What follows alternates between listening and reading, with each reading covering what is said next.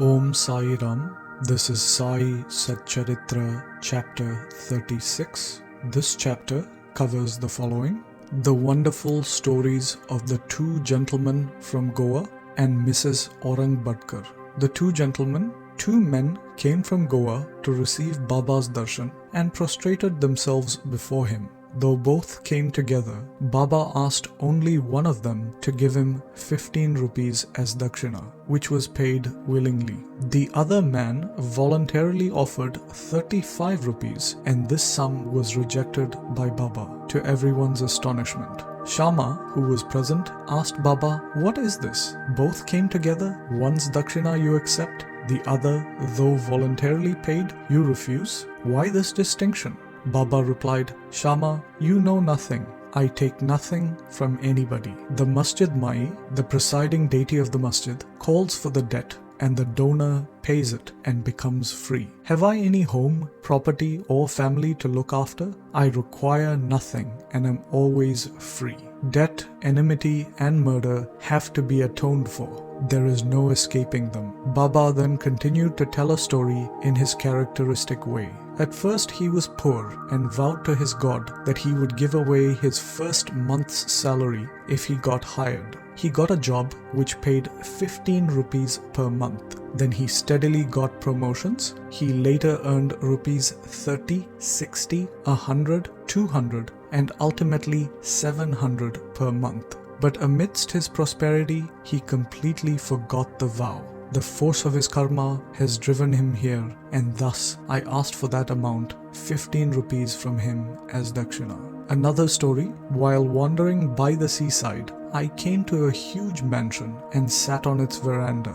The owner was hospitable and fed me sumptuously. He gave me a neat and clean place near a cupboard to sleep, and I slept there. While I was sound asleep, the man removed a slab and broke the wall, entered my room and stole all the money in my pocket. When I woke up, I found that 30,000 rupees had been stolen from my pocket. I was very distressed and sat weeping and moaning. The money was in currency notes, and I knew that the man had stolen it. I lost all interest in food and sat for a fortnight on the veranda, bemoaning my loss. After a fortnight, a passing fakir saw me crying and asked me why I was crying. I told him everything. He said, "If you act according to what I tell you, you will recover your money. Go to a fakir, I shall give you his whereabouts, surrender yourself to him. He will get your money back. In the meanwhile, give up your favorite food till you recover your money." I followed the fakir's advice and got my money back. Then I left the mansion and went to the seashore. I found a steamer that was ready to leave, but I could not get into it as it was crowded. Then a good-natured peon interceded for me, and I was luckily able to board it. That brought me to another shore, where I boarded a train and came to the Masjid Mai.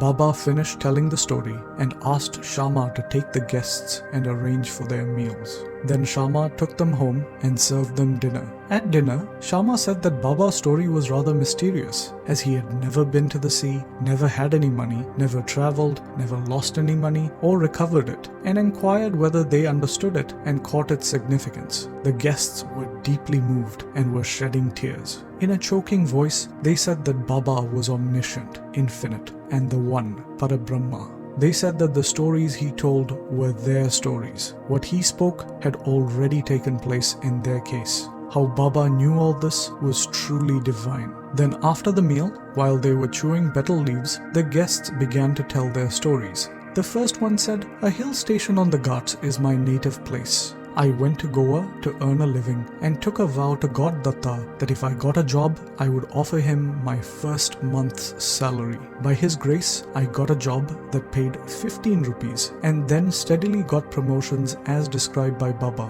I forgot all about my vow.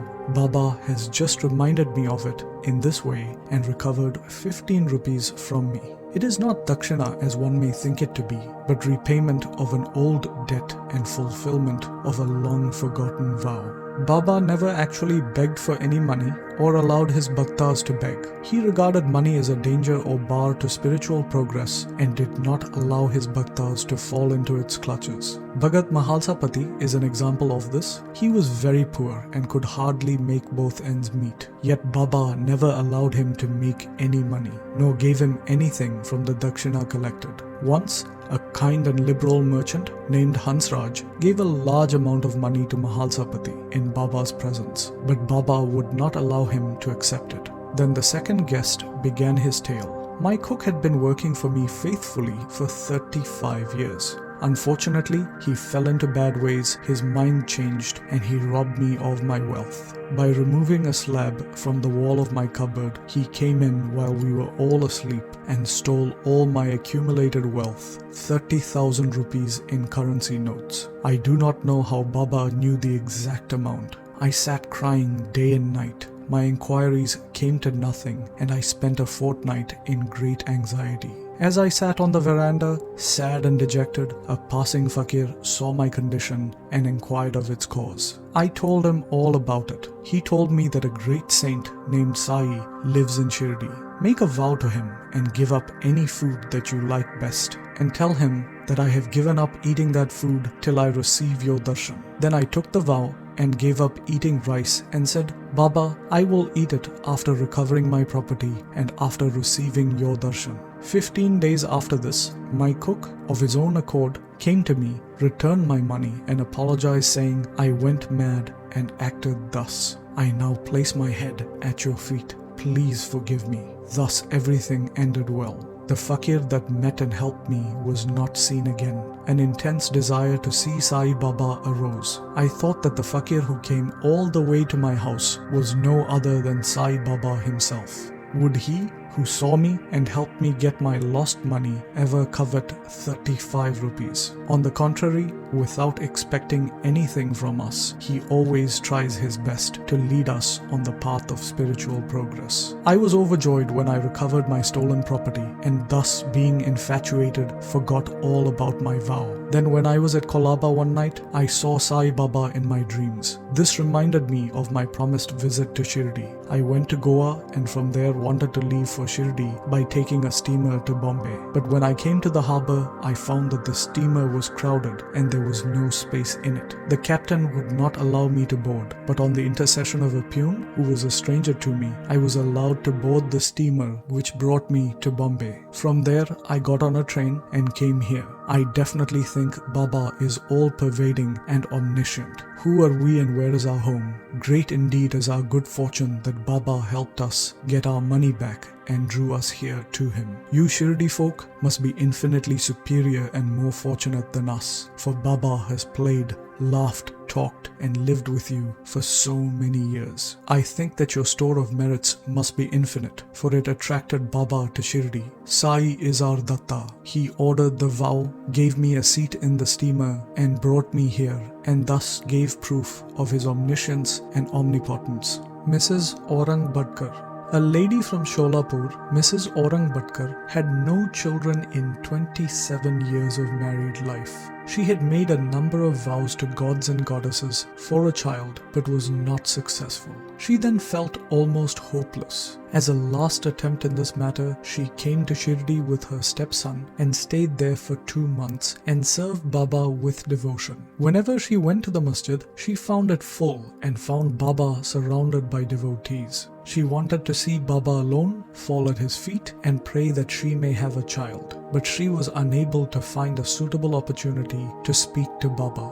Ultimately, she requested Shama to intercede with Baba when he was alone. Shama said to her that though Baba's darbar was open, he would try for her and that the Lord might bless her. He asked her to wait with a coconut and incense in the open courtyard when Baba was having his meals, and when he beckoned her, she should come up. One day after dinner, Shama was wiping Baba's wet hands with a towel. When the latter pinched Shama's cheek, Shama, feigning anger, said, Deva, is it proper for you to pinch me like this? We don't want such a mischievous god who pinches us like this. Are we your dependents? Is this the fruit of our devotion? Baba replied, O Shama, during the 72 generations that you were with me, I have never pinched you till now. And now you resent my touching you? Shama, we want a god that will always give us kisses and sweets to eat, and we do not want any respect from you. Let our faith unto your feet always be strong. Baba replied, Yes, I have indeed come for that, and have been feeding and nursing you, and have lots of love and affection for you. Then Baba went and sat down. Shama beckoned the lady. She came up,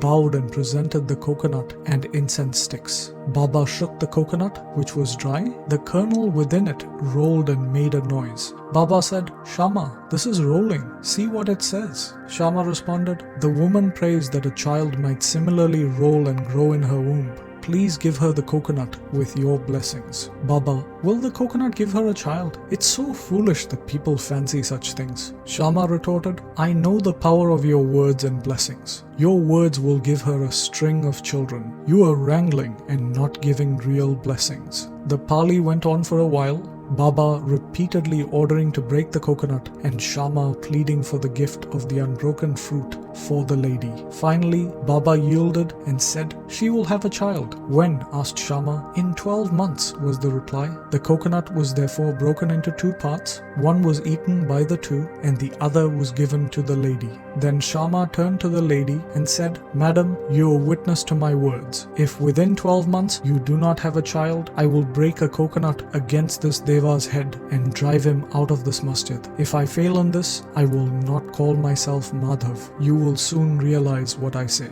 A year later, she gave birth to a boy and the son was brought to Baba in his 5th month. Both husband and wife prostrated themselves before Baba and the grateful father, Mr. Aurangabadkar, paid a sum of 500 rupees which was spent in constructing a shed for Baba's horse, Shamakarna. Bow to Sri Sai, peace be to all. And this brings us to the end of Sai Satcharitra, chapter 36.